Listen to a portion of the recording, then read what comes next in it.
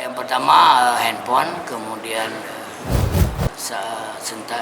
senjata tajam, kemudian ada beberapa yang memang alat pertukangan dan wire, kemudian charger yang kita dapatkan. Akan kita apakan barang bukti? Ini barang-barang ini semua yang pertama kita akan sita dan kita akan musnahkan dan kita akan pecahkan, kita hancurkan. Kalau handphone ini nanti akan dihancurkan.